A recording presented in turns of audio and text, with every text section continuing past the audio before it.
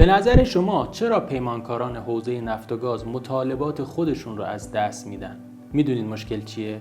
مشکل حق نیست، اثبات حقه. اگه از شما بپرسیم در قراردادهای نفت و گازی چرا پیمانکاران نمیتونن مطالبات خودشون رو به نحو احسن وصول کنن، حتما جواب میدید که یا قرارداد ضعیف و یا وکیل ضعیف باعث میشه که نتونن به مطالبات خودشون برسن. اما پاسخ فقط یک کلمه است: ناتوانی در اثبات ادعا.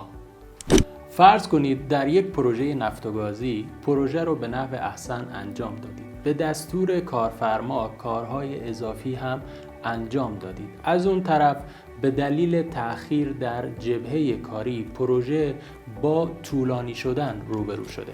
پرداخت صورت وضعیت‌ها هم با تأخیر مواجه شده. وقتی که شما برای تمدید مدت پیمان یا وصول صورت وضعیت‌ها مراجعه می‌کنید، مطمئن هستید که حق با شماه.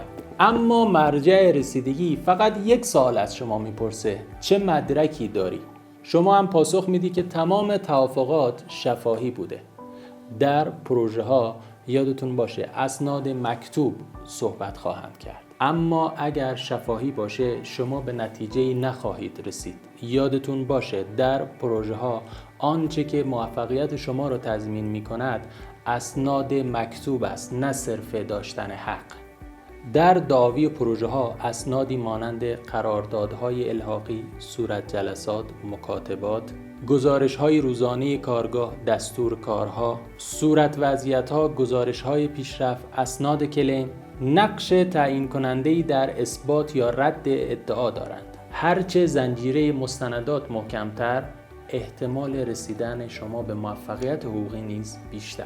به همین دلیل مدیریت اسناد پروژه از روز اول پروژه واجد اهمیت است. اگر در پروژه های نفت و گاز فعالیت می کنید، این سعادت رو از امروز در تیم خودتون اجرایی کنید. هر توافق مهم رو به صورت مکتوب ثبت کنید. برای هر ادعای مالی یا زمانی مستندات مربوط به اون رویداد رو همزمان با وقوع رویداد ثبت کنید. اگر با تصمیم یا دستور کار مخالف هستید، اعتراض خود را به صورت رسمی و در مهلت به کارفرما اعلام کنید. تأخیر در ثبت اعتراض یا مستندسازی ممکنه بعداً شما را در مواجهه با کارفرما دچار چالش جدی کنه.